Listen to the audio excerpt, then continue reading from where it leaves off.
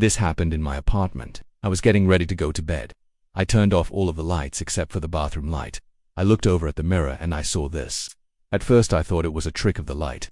I walked over and I stared directly into the mirror. Whatever this is, it wasn't moving.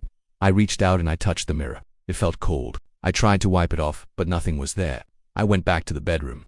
I got under the covers and I tried to forget about it.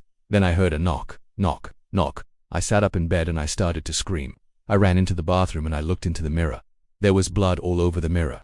I screamed again and I started to cry. I don't want to be too dramatic, but this was one of the scariest things that I have ever seen.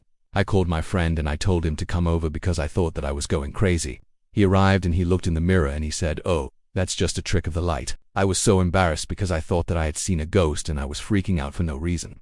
Then he left and I was still freaking out. So I grabbed my phone and I started to record. As I was recording, I could see the reflection smiling. Then it started to move. The reflection got off the toilet and it started to walk towards me. I dropped my phone and I screamed. I ran into the bathroom and I locked myself in there. I could hear the footsteps coming closer and closer. Then I heard a knock, knock, knock. This time it was on the other side of the door. I started to cry and I called my friend again. He didn't answer. I called 911 but they couldn't hear me because I was on the other side of the door.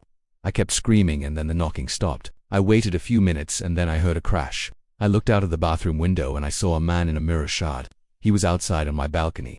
I don't know how he got there or how he broke the window, but I think that he wanted to get inside. Maybe he was the one who had broken the mirror earlier. I don't know. All I do know is that I never went back to that apartment.